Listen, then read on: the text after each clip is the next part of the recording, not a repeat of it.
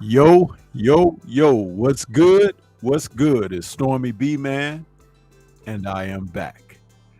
Welcoming you to Nerds on Culture with Stormy B Man for this Monday, May 22nd, 2023. This is number 45 in the series of Nerds on Culture, and we're calling this one Hollywood Strife, Miller and Majors. What gives? Yeah, we're going to talk about a little bit of controversial circumstances that have unfolded from the comic book, movie, film industry and how it is significantly different in how the studios have chosen to handle the men and the circumstances surrounding the men in question. But, before we get into that, I want to let you all know that a review of Fast 10, Fast X, will be coming up soon from Stormy B Man. I had a chance to check it out last Thursday, the pre-screening before the movie came out, and my review of the film. It'll be a video review. It'll be coming up very soon, so be looking out for that, and we'll talk about it. But with no further ado, allow me to introduce my co-host of the show here as we get ready for tonight's show. We got Drew Titan in the building. What's going on, man? What's going on, Sensei? How you feel? Man, I'm feeling pretty good. But even more, I guess, before we get too far off into our show, we want to let it be known that news has come down the wire that we lost one of our main character actors from the cinematic portion of entertainment, Ray Stevenson, excuse me, Ray Stevenson, the gentleman who has been known for a number of character actor roles. He was Volstagg in Thor film series, kind of a cherubic, humorous guy.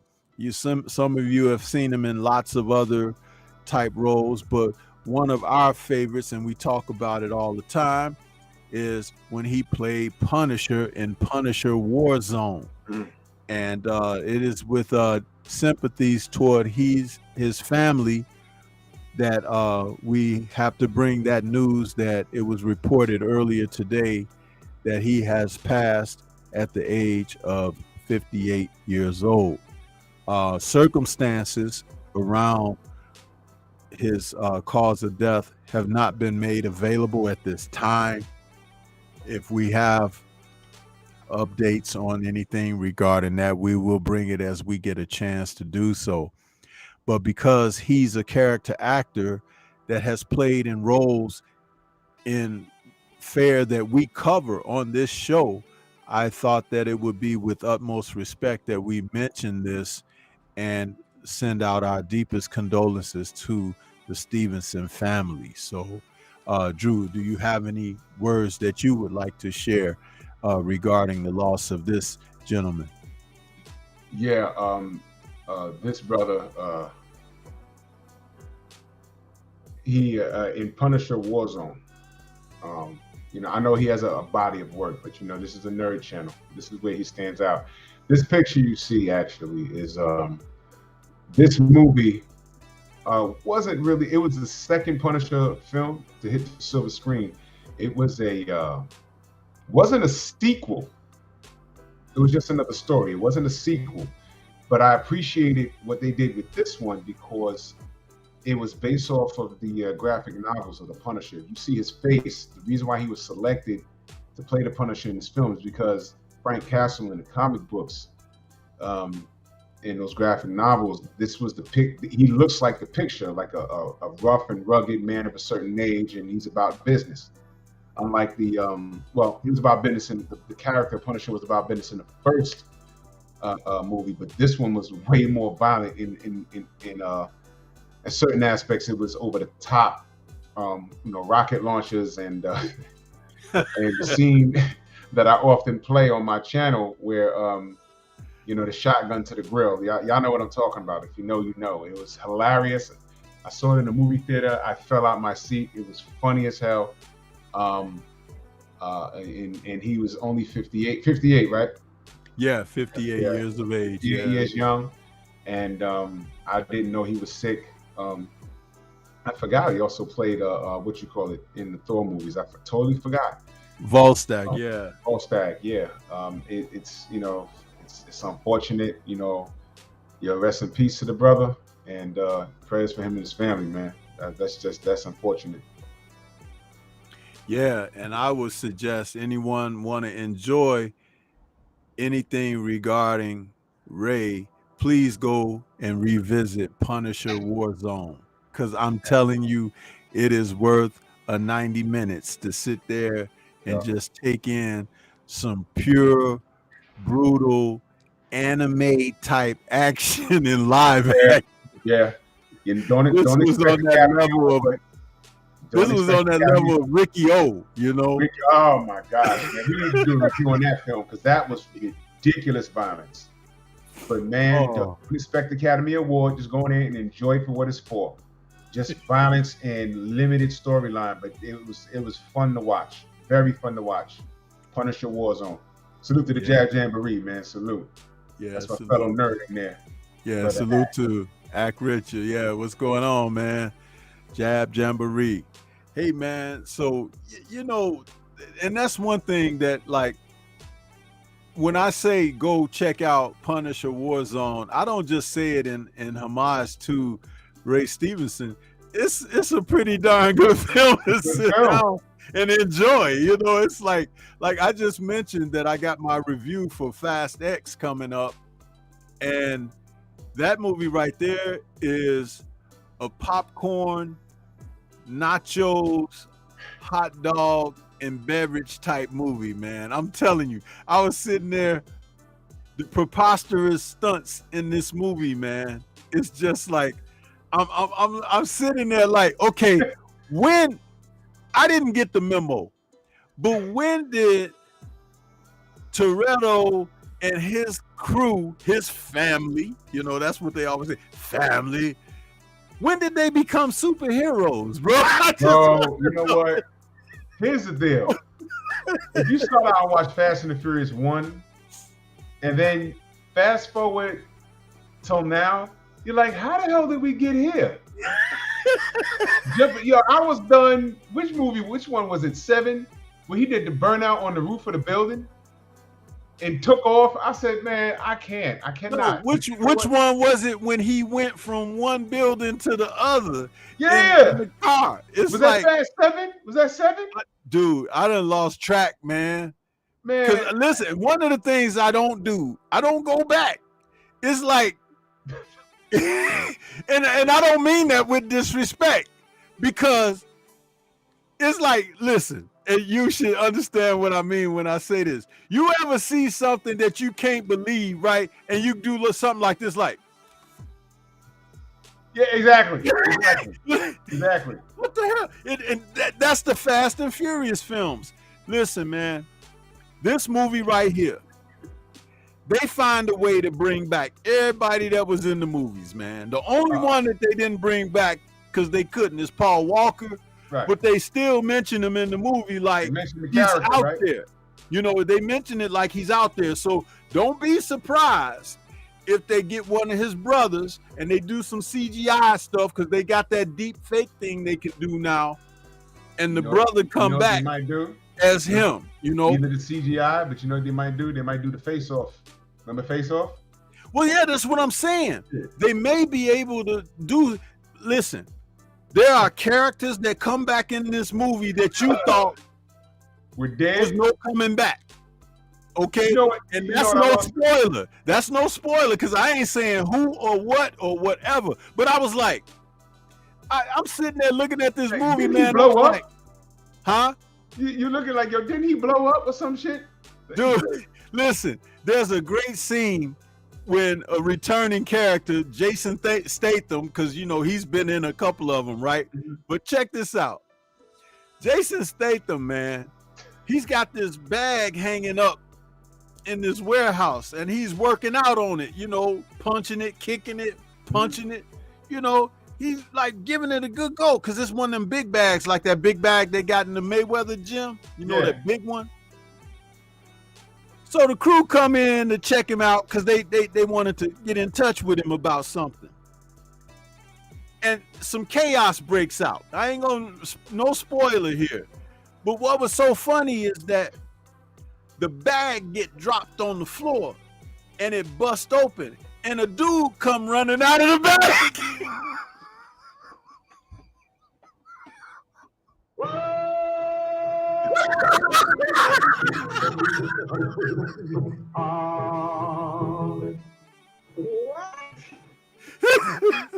What?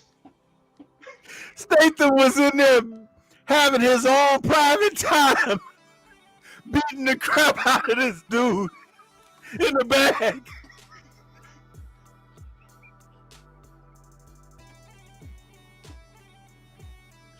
Man, now I'm going to see the movie. Yes, you gotta see it. You gotta see it, man. It's like, this is cinematic masterpiece. And let me tell you something. You thought jumping from one building to another building in Dubai at the top of the tallest buildings in Dubai was something new. You got some other stuff going on in here, and you thought that Justin Lin, who was the director of a couple of these, I think, he wasn't brought back for whatever reason. I think him and Vin Diesel done fell out, like Vin Diesel falls out with everybody. But I'm Groot. I checked the credits for who the director was because I didn't look at that going in because I didn't know who directed this one. I wasn't really following it like that. But dude, guess who the director of this film is?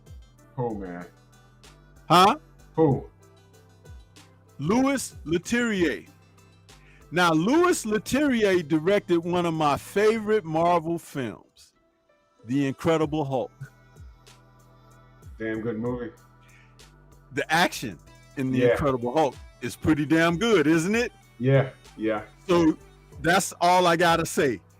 This movie got some damn good action, bro. It's got some action scenes that's like, I can't believe they did that. But it's really entertaining like that. So this is an endorsement from Stormy that if you like action films, go check it out, bro, because you're gonna be entertained. I'm telling you. Is it on a level of Crank 1 and 2 with Jason Statham? I love those films. They were really good. Yeah, and let me tell you, your boy Jason Momoa is the bad guy. So he's playing off the rocker type dude, and he does a damn good job of it. And the funny thing is, they give him this eccentric wardrobe that he wears. So, and it's not like rinky dink stuff. It's like, damn, that must have cost the grip. You know what I'm saying? It's like everything he got on, but the dude is nutty as a fruitcake, bro. It's entertaining. So, yeah, but I got my review coming out. But I was like done with it when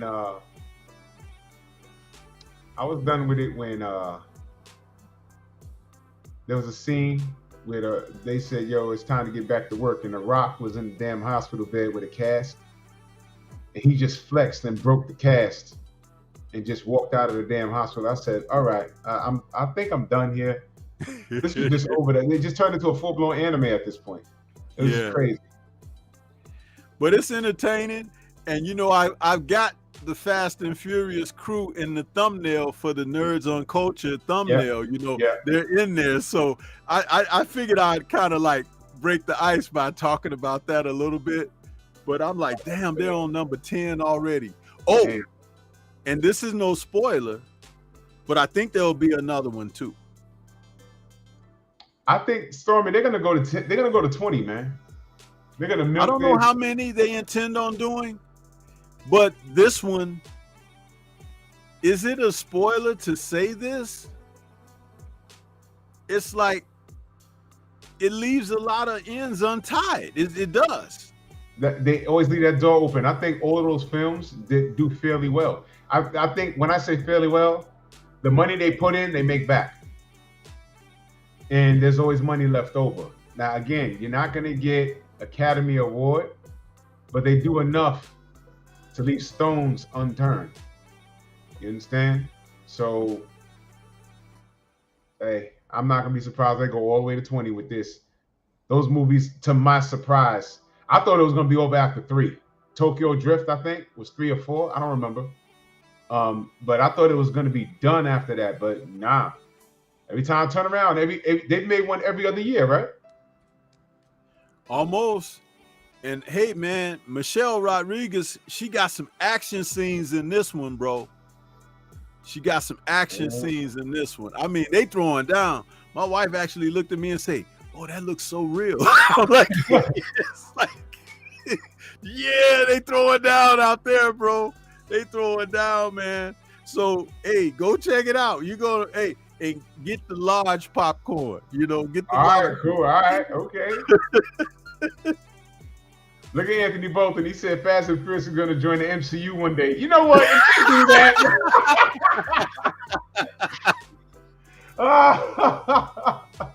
You can see Dr. Strange opening the portal. He gonna be like, it'll be at the end. You see Vin Diesel walking, and then the circle will appear. He turn around. Dr. Strange, come with me. And like, how you gonna do that when Vin Diesel is Groot? God damn. Listen, he gonna come through there and say, "It's nothing like family."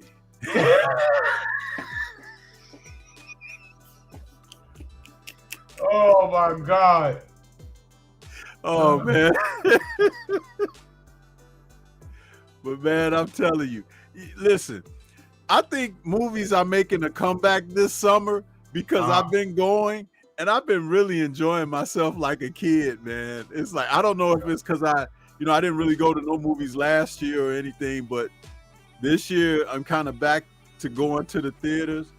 I'm waiting on the Transformers movie to come next. I'm going to see that. You know what I mean? So Transformers, they kind of did right by me. You know, I wasn't disappointed when they with this new CGI.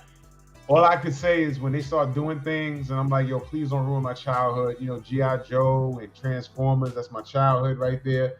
They did fairly well, and when they remixed it, they did even better. So this thing with Beast Wars, not so much my childhood.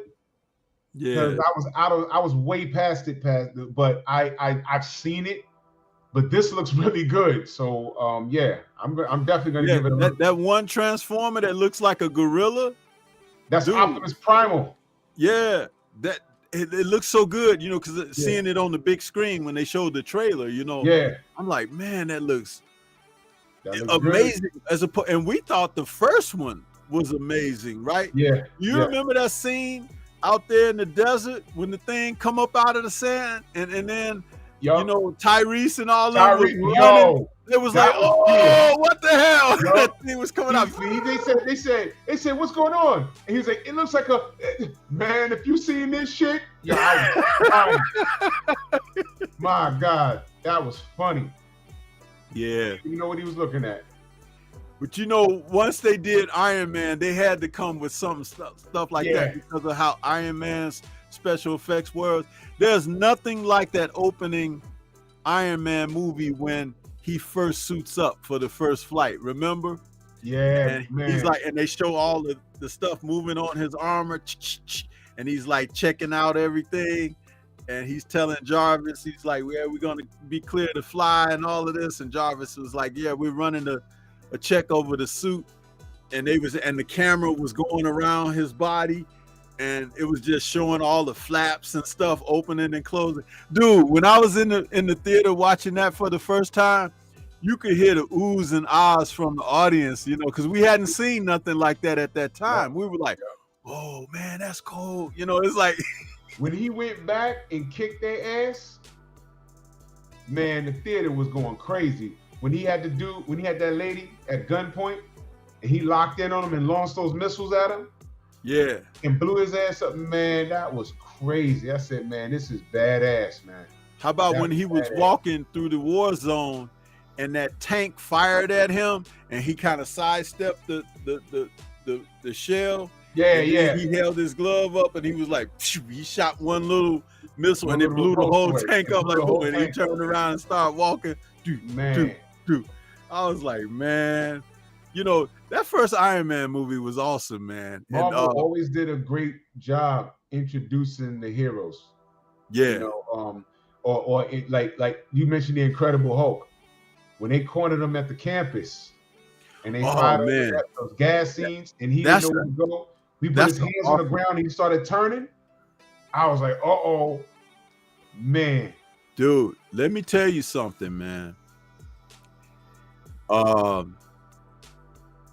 In that, you know, and I told you that's my most watched Marvel film. I can watch the Incredible Hulk. I can go and put it, since we talking about it now, I'll go and put it on before I go to bed because I just like it. I think it's fast paced. I think it has good snappy action.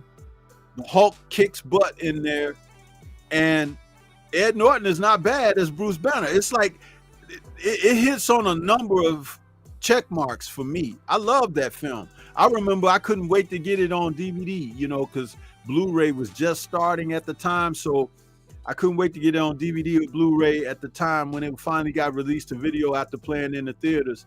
And man, I must have watched that sucker like 10 times. But I enjoyed it.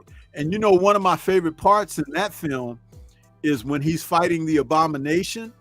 Yeah. And the Abomination stabs him in the chest with that bone from his elbow. Yeah. And he was like, you get to watch her die. And he stabs the Hulk and the Hulk gets mad. And the Hulk, you know, but the thing about it was Louis Leterrier, the director, he didn't forget certain details.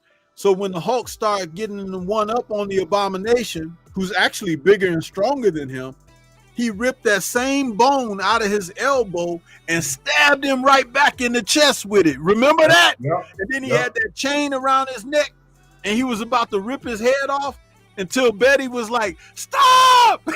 He was like, man, he was screaming when he did it. I was like, yo, he's about to break. He's about to rip his head off. Man, Hulk was getting ready to kill dude, bro. And guess what? Captain America 4. Betty is coming back. Yeah. In Captain America 4. Yeah. And you know, now Harrison Ford has taken over to play Thaddeus Ross. Right. But he's also going to turn into Red Hulk. Yeah. In this film. So they haven't said that Mark Ruffalo is in the movie yet. They haven't even mentioned it. But I'm sure you can't have Red Hulk and some of those other characters like that and Ruffalo not be in the movie. Gotta have him in it. But maybe not, because you know he's a deadbeat now. He might be running around trying to get away from child support. Because how they gonna fix that? Man, why they do that, man? Why they do that, man? Why would they bring him in like that? And it was so anticlimactic. I was like, I know who he is, but in the book there was a lot more build up to it. And I'm like, he just shows up looking all like miserable, and I'm like, and you know what I'm pissed off that we didn't get? We didn't get Beta Ray Bill, man. They really dropped the bomb on that, man. They dropped the ball on that big time. I'm so and mad I'll never forgive them for doing that, man. Because we needed Beta Ray Bill. Oh, there's time. And let me I wanted to ask you. I had a question. Did you get to see Guardians 3 yet? What did you think? What are your thumbs up, thumbs down, thumbs sideways? What do you give it? Yeah. Funniest solid story. Funniest scene. Okay. Adam Warlock flies into the damn ship. And that pig robot thing. Mhm. That was a woman, by the way. He politely said something to her, like, "Yo, please step out the way." And she was like, "No." She went to attack him, and he just grabbed her and rips her damn head off. It was like, and then just held it and walked off. I stood up in the thing and threw my hat in the air, like, "Yo, what is this?" I was like, he's like looking at it. It was like, I was like, wait a minute, he just killed her. Yo, the body count. And do you realize, yo, spoiler alert, if you haven't seen it by now, I'm sorry. But listen. Counter Earth is gone. It was a fully populated planet. It was a fully populated planet, but it was full of mutated subjects that the high evolutionary did what he did. But hey, how about the big, and we don't have to reveal it here, but how about the big reveal of Rocket and what Rocket ended up doing to him? Yeah. Bro. I love that, bro. I was like, because of what he did to Rocket and Rocket's friends, man, let me tell you something, bro. Listen, Rocket got revenge and then some. Rocket is a badass, bro. He really is. He finds out he's really a North American raccoon, though. He finds out. But wait a minute, though. And High Evolutionary's laying on there with no goddamn face. Yo, I'm an idiot because I just told you. I said he ripped that nigga face. He rips that nigga face off. He was laying on the floor like, literally the Red Skull. Rip the nigga face off.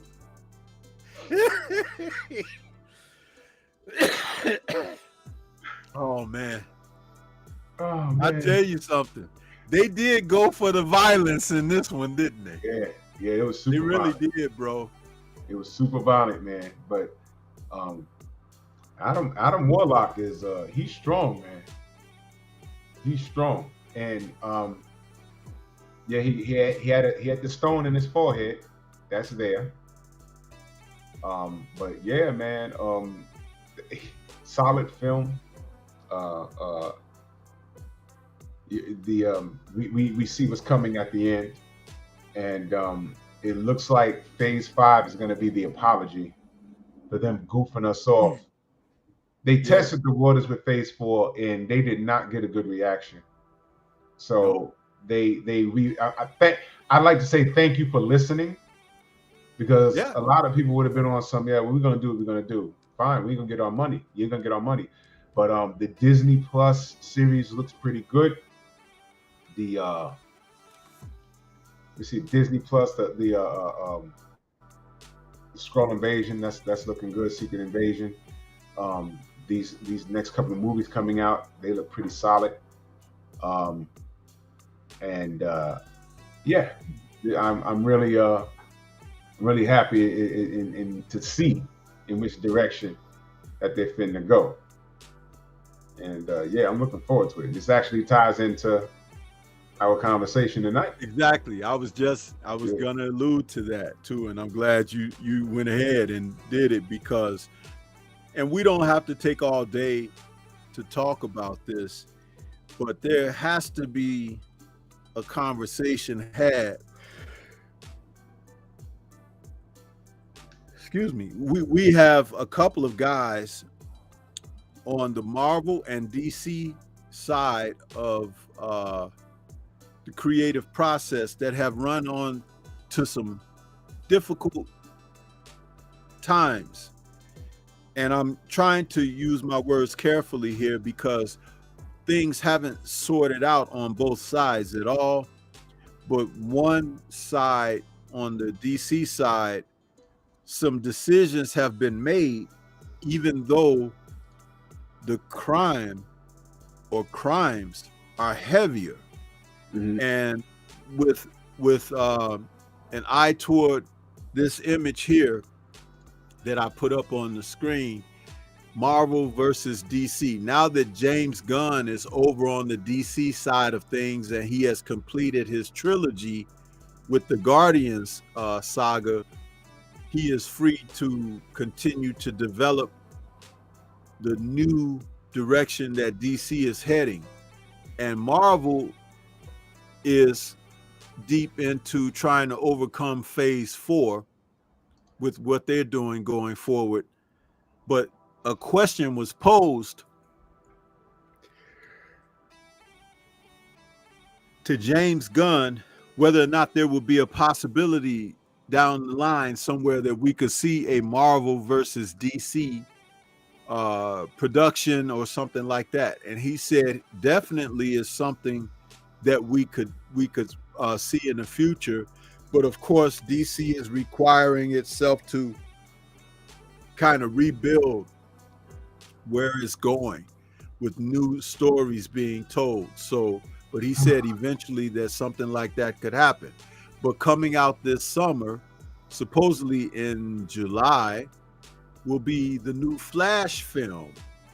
And this film stars Ezra Miller as the Flash, returning as this character, which he played in, what was it, Batman versus Superman, and the Justice League film with Zack Snyder's directions.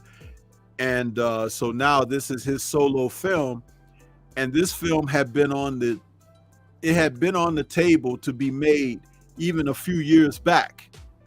And I think that they actually finished this film like 2 years ago. But with all the drama going on behind the scenes in DC, reshoots here and there involving different characters, different people playing the same characters and whatnot. But in the midst of all of this, Ezra Miller has found himself at the center of a great deal of unfortunate happenings. Things like woman abuse, drunkenness in public, and attacking people. Allegedly, all of these crimes, he's had to seek help. What do they call it when you go into a center for your troubles or whatever, because he's got something going on upstairs, maybe, I don't know. But it's been tied to him that a lot of things going wrong here with Mr. Miller. But they are so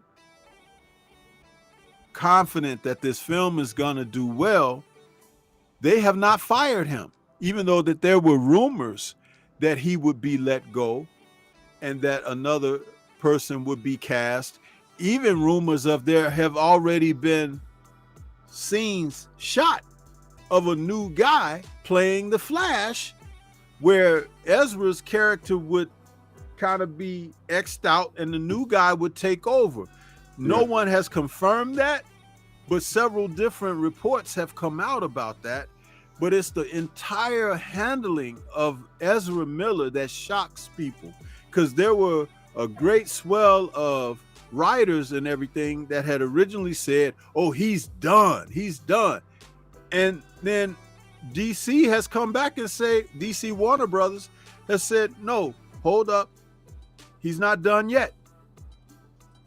And so, and that's kind of like laying a little bit of the groundwork there. But Drew, your thoughts on this? Because as we talk about this subject on tonight's show, people will get a chance to see, like the unjust manner of handling people according to their complexion. Yeah, it makes me wonder. First and foremost, let's do the politically correct thing. I'm glad he's okay. I'm glad he's still employed. I'm hope he's getting help, or all of that, Robert Downey Jr. type shit. Okay, because for those of you that are not that old, y'all remember the Avengers: Age of Ultron? I remember when Tony Stark did the thing where it showed how he looked when he was like a college student, and you saw a young Robert Downey Jr. Well, interestingly enough, that was well done, because that's how I remember Robert in his early acting years. Right. He almost effed off his entire career. with drugs and Yeah. everything else.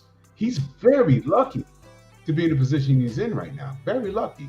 So I'm glad that this young man is getting help and he was able to finish this movie and everything else. And I hope he does well. Now, with that being said, I gotta ask, how the hell do you work that out, but you don't work out Superman? What are you doing? What? Come on, guys. You left us on a cliffhanger. We saw Superman meet up with Black Adam, and I'm thinking, yo, something's got to give in the next movie. And that's it. So y'all can do all kinds of things and play with the multiverse, and even go as far as to entertain a Marvel versus DC crossover, and y'all can't make good with The Rock and Superman. You notice I'm calling him Superman, Stormy, because I don't want to see another. I mean, that's out. This is this era Superman. He nailed it, man. He nailed it. I don't want to see the guy. This is the guy that played Superman on TV. I don't want to see the guy from Man of Steel. And ain't there one more? There's one more. Okay, Smallville did a pretty good job, but I don't even want to see that. Okay. Yeah, you got the Brandon Routh, who was Superman Returns, and also I don't even want to see that. He also played an older version of Superman Kingdom Come on the Arrowverse on the CW. Right. And interesting enough, I think in Superman Returns, that was supposed to be the Christopher Reeve Superman, correct? Right. When he left Earth for like 20 years or something, and he came back. But Bryan Singer, the director of the film, with his infinite wisdom, decided to turn his costume into something totally different by putting that little bitty S on his chest and giving him them boots that had the platform heels on them, and then turning the costume from blue to some kind of taupe color that was like a mixture of blue and gray or something, and turn the trunks and the cape almost like burgundy or something. So he didn't even have the rich, vibrant colors of the Christopher Reeve Superman. He should have put him right in the same Christopher Reeve Superman costume, and people would have been able to channel. Because I'm gonna tell you something, Brandon Routh, and I didn't watch him on the CW when they brought him to television. I saw the new costume they put him on. They put him in the Kingdom Come suit, you know, the S with the black backdrop instead of the yellow, and they gave him the curl and all of that, and a little bit of gray on the sides. They gave him all of that, but I didn't really watch that. But I wanted to say this about Brandon Routh in Superman Returns. I got a sense of his Clark Kent was going to be very interesting, because it wasn't like Christopher Reeve's Clark Kent. He was a little bit more serious, but not like goofy. And we didn't get to see enough of that. But I had some, especially when he found out that Lois had a son.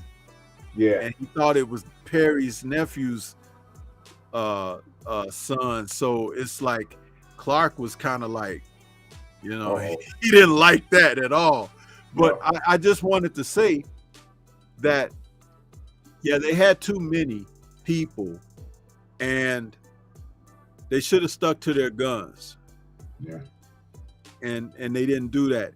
And by the way, as a side note, they say that when Henry Cavill played Superman, when he screen tested for the role, they actually put him in Christopher Reeve's costume. Is there any pictures of that? Because that'd be dope to see. Yeah, there's no footage of it that they've released, but the original costume, Christopher Reeve's Superman costume. So somewhere out there is footage of Henry Cavill doing his screen test in Henry Cavill's Superman. I mean, Christopher Reeve's Superman costume. Oh man, that's dope. Because you saw the Nicolas Cage when he screen tested for it, right? Yeah, but you know what? Let me say this other thing about Henry Cavill. There's a scene in Man of Steel when Superman's trying to save the Earth from that machine that Zod has, and he went to the bottom of the ocean and he's standing under that machine, and there's a split second when he's looking up like this and the machine is going, He looks just like Christopher Reeve. And everybody talked about that scene once the movie came out and everything, because they was like, everybody was talking about it. They were like, did you see that scene when he was standing there and he looked just like Christopher Reeve? And some people thought that Zack Snyder actually took an image of Reeve and put it in there to make it, but it wasn't that. It's Henry Cavill looked so much like Christopher Reeve in that moment because the skin was vibrating and everything because he was standing under the waves of that thing, that machine. But yeah. What? In other words, people accepted him. They were like, yeah, Superman. You know what I mean? So for them to do what they did to him is very unfair. Very unfair. They can still fix it, man. They can still fix it. Word has it that there's a contingency plan if what James Gunn is trying to do doesn't work. If it fails, they're going to go right back to Zack Snyder and let him commit his complete Snyderverse stories, because he's got like 3 more movies he wants to tell the story to. Yeah, I remember seeing it. I don't remember the order, but I wasn't moved. It's like they were setting everything. It's like, why do you keep? I don't need to see Storm. If I see one more Batman origin story, man, let it go. We don't. That's what they have done forever. Whenever they had trouble, they go make another Batman movie. That's just like they got this second part to the Joker film that's supposed to come out like later this year or something, either later this year or early next year. And Lady Gaga is playing Harley Quinn. And I hear that the movie is a partial musical. What? So what is he trying to get out the insane asylum? That's what they're doing? Yeah, you know. Now I'm not gonna lie, that the original Joker film with Joaquin Phoenix, it was a good movie, but it wasn't Joker from the comic book universe or whatever. It was just an art house film done using the Joker. You know, and yeah, you could do that with any character. That's just like Robert Pattinson's Batman film. That was an art house Batman film. It was like, okay, that's a one-off story. That's okay. They're supposed to be trying to make a sequel to that. But dude, I don't want to see that. I want to see Ben Affleck's Batman, the Batman that was in that warehouse whooping those dudes' butt and fighting from the bat plane from outside the warehouse, and also when he was hanging up on the rafters of that building in the darkness, and then he was sliding along the roof. Remember that when they came in there and they were shooting at him, and he was going through and went through the thing like he was a creature of the night. That's what I want to see as Batman. I don't want to see Robert Pattinson, who rumor has it, allegedly, he don't like to wash up under his armpits. You understand? I don't want to see a funk man, huh? Out Wait a there. minute. Why would that leak out?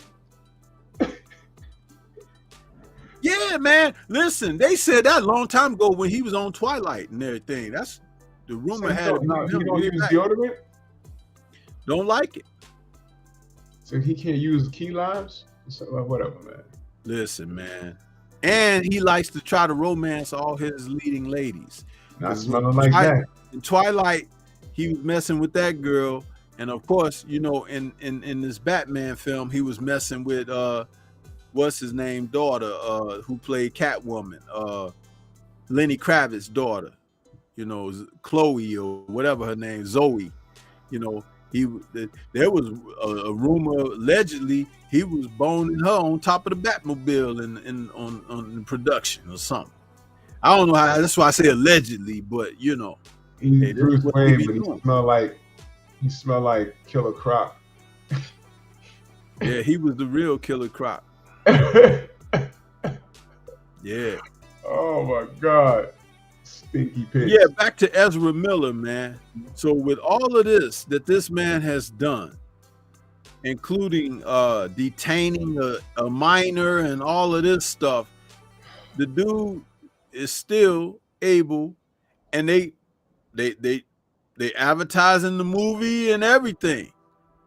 Now let's switch over to the man that we know as Kang, Here we the go. Conqueror, and He Who Remains. Here we go.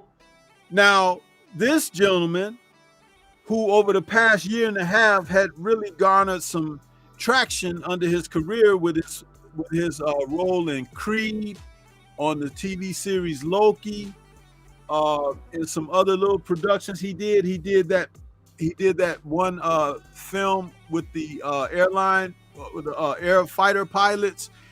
Jonathan Majors has really come on like gangbusters over the past 2 to 3 years, and recently has been known in the news for having a personal conflict with the woman that he was dating at the time, when she alleged that he assaulted her.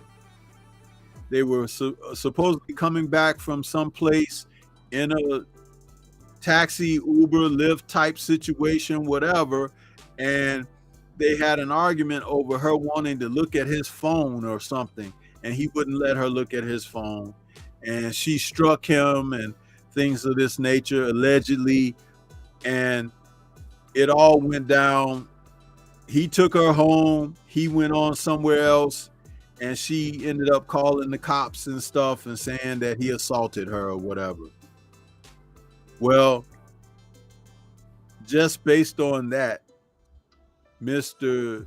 Majors was arrested and booked and everything, even though the woman had recanted the story and said that she lied, and there's evidence that the police were actually coercing her, trying to convince her to say certain things to report him. But even before he had a day in court for trial or anything, businesses, advertising agencies, everything, the U.S. military, who he had shot some footage for as advertising for the military, everybody started closing their books on him. Unlike Ezra Miller, he didn't even get a day in court yet, which I think this month, coming June, he's supposed to appear in court or whatever, but it's like the world has turned its back on Mr. Majors. And a lot of the sentiment behind that is because he's a melanated man. And the thing about it is, like, you know what? Whatever happened to due process, innocent until proven guilty, due process. We now have film, video, everything. There's a whole video of the incident in the car that allegedly doesn't show him laying a finger on this woman. And might I add that was not a melanated woman that he was involved with. So it's like, it looks really bad of how they're treating him. I don't know the man personally, but I know anytime when the doors are starting to shut around you like this, it's got to be something more than just what they say it is, you know? And it's very unfortunate, but you could also see the unbalanced way of handling things, because Ezra Miller has gone out and literally done things that he has admitted to and sought rehab for and everything, hiding to some, you know, a take on it that behind substance. But it's like, that's not a proven or given either. It's just that when you behave a certain kind of way, you are responsible for your actions. And from what we know and has been reported, Mr. Banks hasn't acted in any manner like that. Nope. But it's like his career is really gone down now, and that's very unfortunate and very unfair. Your thoughts? I'll keep this short and sweet, man. We all know what time it is. This man was lied on, and In a sense, you would think that he's been set up. But the evidence proved that everything that he was accused of, he didn't do. And nobody is going to uh, recant anything that they've done. They're not going to say, okay, we took the endorsement, we're going to give it back now. I don't know why it works that way.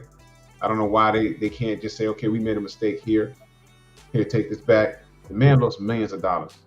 Will he act again? Probably. But the money that he could have made, he probably lost on the upside of over 100 million spread over the course of a couple of years. That's not bad. But this guy was on top of the world. I stood in the pocket for him when he was attacked by our own black women, but that's another conversation. I went livid on that.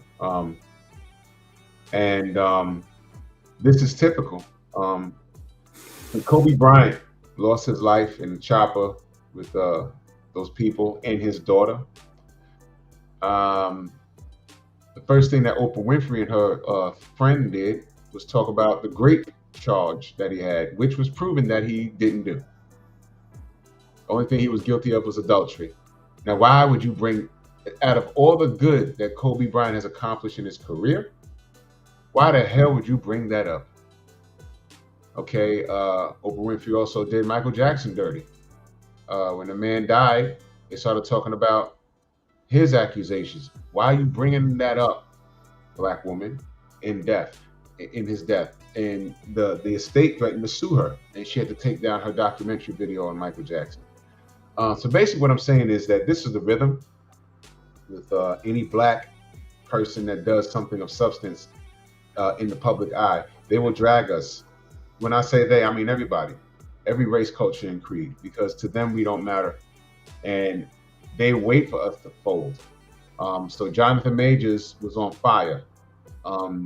Everywhere you turn, you saw him. And once you get a role anywhere in the MCU, that means you're going to be around for at least 2 to 3 movies. And he was a main character.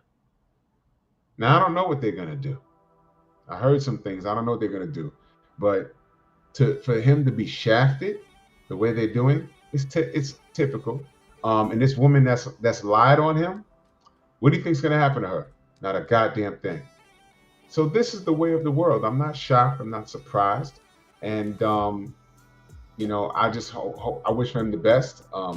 Hate is hate. I see his own people, his own women ripping him for who he chose to build a relationship with. But meanwhile, when a black woman divests, it's go ahead and find your happiness, girl. But when a black man, finds love outside of his race, oh, that's what they do, But I don't want to take the show in that direction. But as far as Hollywood is concerned, as far as how he's being viewed, we need to look at how Jonathan Majors is being treated when he's been exonerated of everything that he's done, and look at the Flash. Kidnapping and everything else. And what do? They send him to freaking rehab, meaning they're trying to get him help for whatever demons he had. Kang doesn't have any demons. Mr. Majors don't have any demons. He was lied on. And he's drug-free. Flash, they took his ass to rehab in the Flash. That's what they did. So when we talk about things like this, whether it be things like this or boxing or everything else, pay attention to detail, family. But I'm tired of talking about it. Because if you're an adult, you should know what it is. Yeah, it's very unfortunate, man. And I just felt like tonight we needed to shine a little spotlight on the 2 circumstances of 2 actors and the difference in the treatment. And, what one thing being alleged and the other thing being actual, and how when they want to take it from you, they'll just do so. But that's also a conscious choice, because you could take the Flash away from Ezra Miller because of what he's done and have been accused of doing and sought rehab for. But Mr. Majors, I mean, nothing of the sort. It almost makes you want to throw up your hands and be like, you know what? Freak all of this. You know, it's like, Yeah. it's just unfair. And we and I don't use that term lightly, like unfair, like I expect things to be fair, because this is not a fair society that we live in. But it's like, wow, man, you know, even if you didn't do something, somebody could still take everything away from you. And listen, this is another thing too. You hear how they've changed the law. Like now, if somebody says that, and I know you do this on your show, the Painful Excellence, you know, they changed the law. Like if somebody says you're the papa, it's like you got to pay child support and everything. It's like you might not even known this person, laid with them, or had no contact. You're on the West Coast, they're on the East Coast, but they can Stormy, name you and say you the pappy. Stormy, did you see the article, the news about the black man? He was at his job and he got a letter for child support. Showed up to his door at his workplace, not his house, his workplace. You owe child support, and the man said, not only is this not true, but the woman accused me of this. I never met her a day in my life. Never touched her. I don't even know her. And when he went to the court, you know how the court is. All they want to know is how much money you make. We got to rectify this. And without getting too deep into the story, the brother said he believes the only reason why that woman showed, because he went there to dispute it, and they said, look, she got to show up to the court for the DNA test. If she didn't show up to the court, in the meantime, he would have to still pay for it. Now, also, this is a married man, so he had to tell his wife, yo, look, I'm getting petition for child support. I never told, now the woman was on the news saying, I believe my husband or whatever, but you know something? As a woman, I can imagine how a woman would feel like, yo, that's a tough pill to swallow. Because there's always that what if. You know, he told me he was coming home at midnight one time and he didn't come until 3. What the fuck was he doing? Or did he really go to work this day or whatever? You know, all that's in the back of our mind. But as it turns out, he went to the media, Fox, and Fox leaned on the situation and he said the court act like that they didn't want to help him. They say, hey man, if she shows up, they will take the DNA test. Then they say, well, make her take the DNA test. They can't make them. We have no rights. As men, we have no rights. But what happened was he believes that the media attention leaned on her, which made her show up. And guess what? Of course, the child wasn't his. And he said, I never met this girl. How did she get his information? You can Google everybody in the chat, me, Stormy. You can Google, okay, he works here. This is his name, and this is his address. This is his phone number. And that's all she needed. Not even a social security number, but that was all she needed. And wrote it down at the hospital where she gave birth. Wrote it down. And that went through the system, man. And he had to pay money. You hear this, Stormy? He had to pay money to get a lawyer to fight this thing. So imagine you just going on with your life, and now. But how about also like signing birth certificates and stuff like that? You know, it's like, bro. But you see, my point is this: do you think that bitch is going to jail for fraud? No. Oh, you're not the father. I'm sorry, but wait a minute. It's not just I'm sorry, stupid. Look, the state, the government. Look, she really lied on me. You know what I'm saying? It's not accountability, man. Accountability. Exactly. It's like this man was just going along his day and and the letter showed up to his place of work. Now he was a well established and good man, and now that's at his workplace, and people are now, oh my God, yo, look, I thought he was different, and now look. So now this created a hostile work environment, undue stress, and money that he probably didn't have. You got a lawyer up. Imagine you're sitting on $10,000 of savings. That letter comes to your place of work, and now you got to pay whatever amount of money to a lawyer for them to rectify the situation, because you could, and all the court has to do is say, no problem, take the DNA test on us. And if you're wrong, miss, you're responsible for the cost of the DNA the DNA bill. No. So she shows up, takes it. Oh yeah, you're not the father. Okay, no harm, no foul. What about the thousands of dollars I paid for a damn lawyer? No accountability. So this is what we're dealing with here. And I said all that to say this. Jonathan Majors was lied on. Jonathan Majors lost not hundreds and thousands, he lost millions in endorsements over a lie.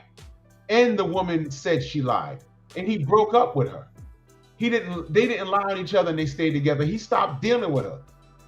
And he lost money. No accountability. But the Flash was sent to rehab, and they're babying him. This is what they did to the black man as opposed to the white man. And here we are. So when we speak on things like this, just know that it's real. Salute Jonathan Majors. And it's not a black or white thing. You need to watch these women, period. Douche. Wow. It's just, wow. So, we thought because these two men participate in an industry that we find ourselves covering from time to time on this show, that we would bring that to light as a topic of conversation for tonight's episode. But we don't mean to bring anyone down. We mean to bring everyone into the light of understanding that these things are real, they happen, and they affect people's lives. And it's very unfortunate, man.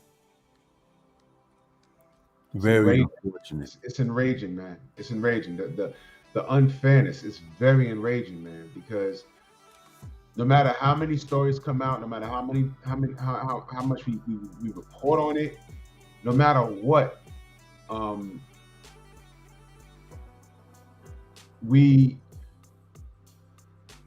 nothing's changed, man. Nothing's changed. We should be beefing for Jonathan Majors, but some dudes are just like, oh, well, he's dating a white chick. That's not the point, man. It was a chick. This was deeper than a black thing. In his end, it was deeper than that. How he was treated was a black thing. But it started out as just a woman and a man thing. We have no damn rights. It's ridiculous, man. It's exhausting, man. It's exhausting. That's why you gotta. It's just so much, man. Hate that, man. I hate that for that brother. Hate that for that brother, man. They did him dirty. Brothers, be responsible for what you do with these women, man. You ain't got to sleep with everything that throws it at you. Even if it's easy access, man, stop doing it. Maintain penis discipline, and you got to conduct interviews with these women, man. Because I'm sure he probably had no idea that she would wild out over that in a car. The cab driver didn't even want to the cab driver said it wasn't what she reported. Man, come on, man. Millions of dollars. Millions of dollars, man. This is just stupid. It's stupid, man. So stupid. Well, what do you think that we should do for our next outing? As far as like our next episode of Nerds on Culture. Do you want to revisit one of our shows that we've done already that we said we will have a part 2 to, or another fresh episode of something? Let me see. I know one that just popped into my head as a fresh subject. When we talk about action films, what about some of the American-made karate films, like guys like Don the Dragon Wilson and Billy Blanks. Yeah, Billy Blank. You Yeah, know what we can call it? You know what we can call it? Stormy, perfect. You know what we can call it? The B Team. Because damn it, Stormy, those movies were horrible. But I saw listen, I had to have seen, I don't know the name of all of them, but you know how it is, man. On the weekends, Friday night, Saturday night, when you get to stay up late, you know, me and my brother and sometimes my cousins, right? You watch the 1 in the morning or 2 in the morning movie that comes on Showtime, and it was always a Don the Dragon Wilson movie or a Billy Blanks movie. Remember Billy Blanks did what was his name? TC 2000 or something? And Michael Dudikoff. Michael Dudikoff. Wow. Follow him on Instagram. Michael Dudikoff, and what was that brother's name with him in American Ninja? He died. The brother's name that was in American Ninja with him. Oh yeah. He was in shape too, but he had cancer. That was crazy. He played Kung Fu Joe. Yeah, Kung Fu Joe. I can't think of his name right now. Yeah, he was in a few of those films. Yeah, man. Yeah, we can do a show on those guys. Now, I haven't seen all of their films, but I've seen some of them, and you know, it's just the whole fact that they are a part of a genre. That, I don't even know that. I don't even know all the movies' names, but I guarantee you, if we could pull up some scenes, I've seen them all. I've seen them all. I even saw in one of those movies, was Cynthia Rothrock running around in one of those films with him? Well, she was from that era, definitely. Yeah. Joe Louis. Yep. There was another brother in there. He was a brother, but he had like a perm, and it was always like a spiky perm. He had the same haircut in every film. I forget this brother's name. Then you had Benny the Jet Urquidez. Benny the Jet Urquidez. Yep. Who was for real? Man. He was for real.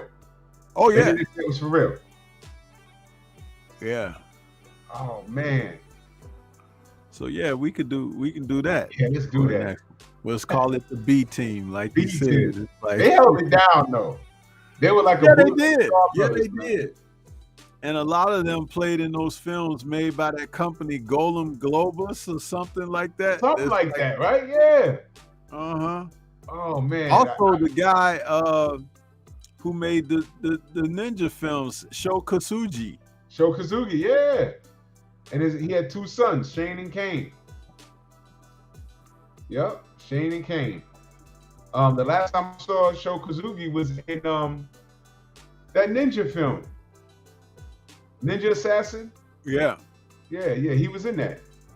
I was looking, I said, that looks like Sho Kosugi. I said, oh yeah, that's him. Yep.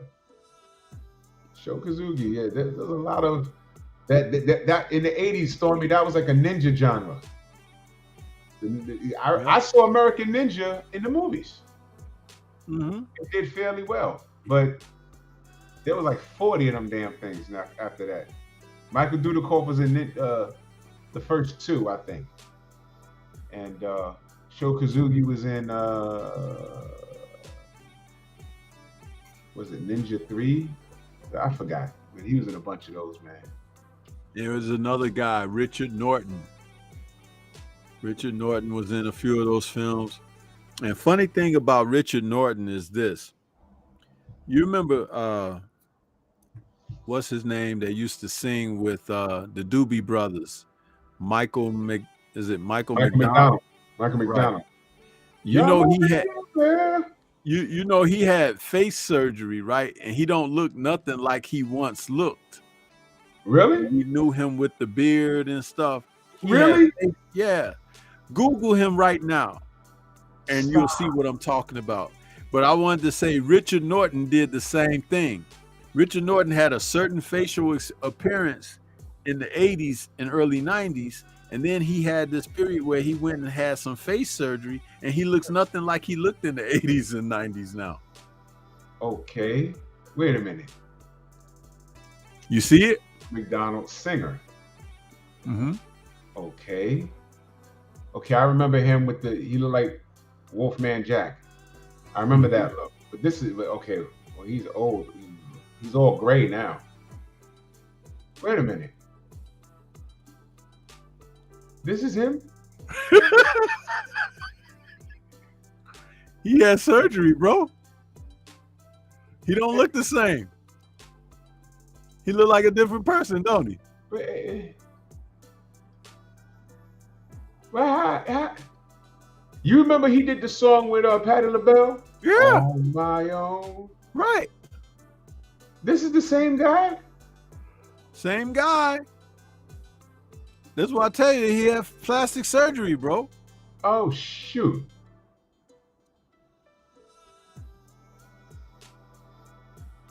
What the fudge? Yo. Hold on, let me go to Wiki. All right, he's 71. He was with the Doobie Brothers. Yeah, he looks totally different, man. Mm-hmm. That's crazy. I remember he was with Steely Dan.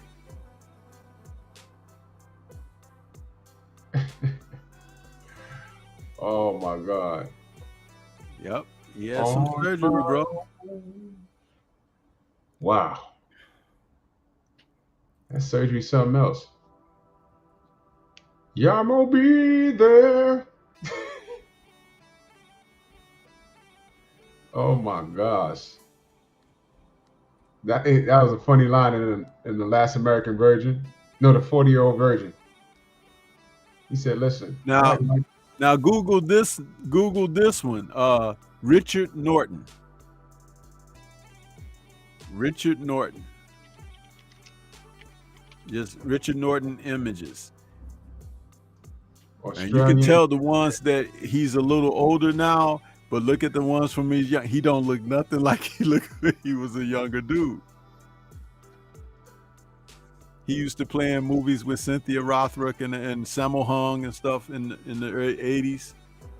Yeah, he's been around for a minute. He's 73. Mm-hmm. The 40-Year-Old Virgin, he said, listen, I like Michael McDonald as much as the next man, but if I hear Yamo be there one more time, I'm a Yamo blow my fucking brains out. Look at this dude. He don't look like that no more. Yeah, he was cut. He was cut up. Man, Father Time is undefeated. Oh yeah, you could tell he had work done on his face. Uh-huh. Yeah, you could definitely tell. That's the point I was trying to make, that he had work done on his face. Yeah, definitely. But I remember him. I've seen him in a bunch of movies. There he is with Benny the Jet right here. Yeah. I remember. Oh man, you know what? I gotta pull up all the shit. There he is with Chuck Norris. I gotta pull up all these movies, man. I want to watch them. Oh man, that's funny. Benny the Jet Yakitis.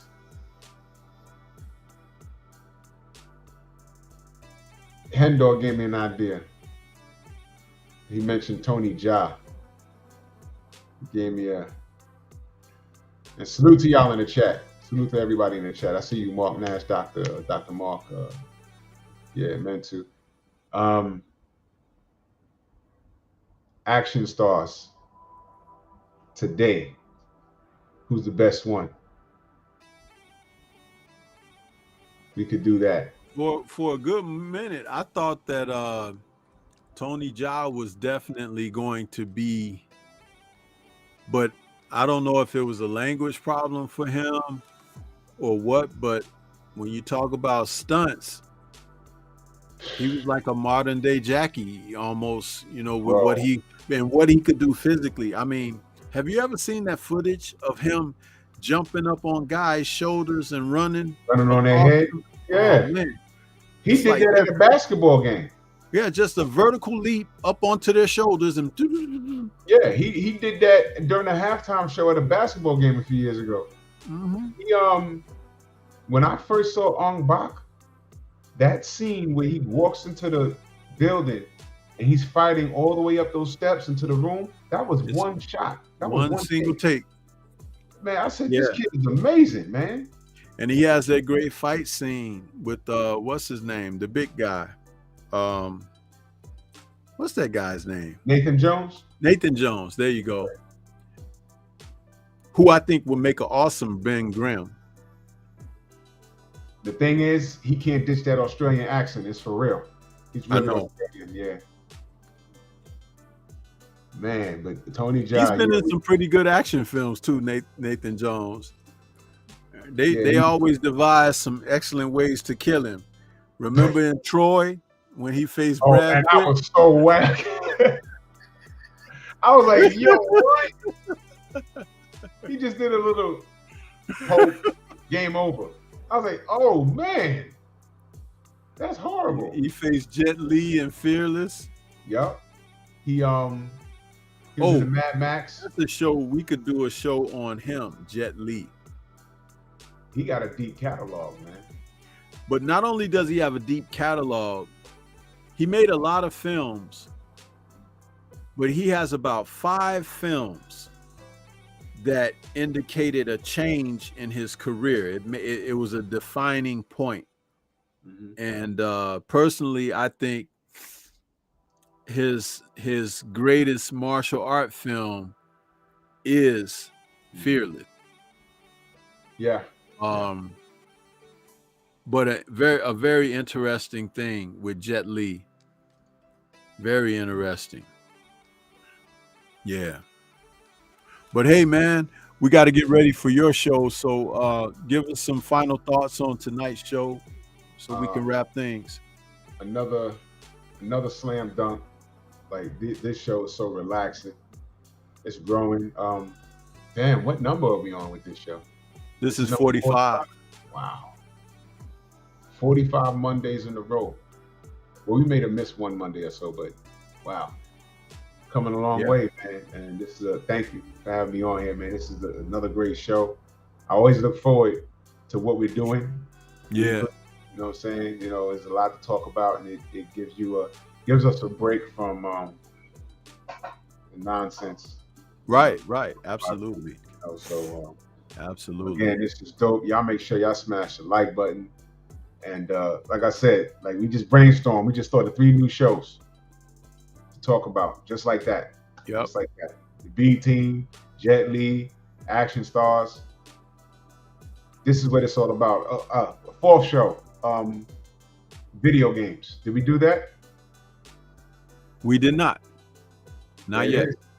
There it is. Video games. You know, we start back from Pong to Pac-Man to Mortal Kombat. You know, so yeah, this is great, man. This is great. What about how about this one, just for the memory bank? Contra. Love that game, man. I could beat it right now. Dude, I played now, Contra. What was this? It had to be like in around 88, 87. I was playing Contra, bro. I used to sit there and play that damn thing. Man, for hours, bro. I was addicted to that game. Addicted. Yeah. And little men hopping around, man. Me and my boy used to play it every day, man. It was 2-player. Oh man, I'm an expert. I could beat it right now. But I gotta run, man. I gotta start up. Yeah. Man. Thank you once again, Stormy. And you already know where to find me. And we'll be back here Monday, no doubt. Yes, sir. Salute to everybody that was out there this evening in the chat. Thanks for your support. We'll be back next Monday with another Nerds on Culture for you all. Peace to everybody. Enjoy the rest of your week. Catch those premieres that I got dropping every morning Very between important. 8 and 8:30, man. Check them out. Peace. Later.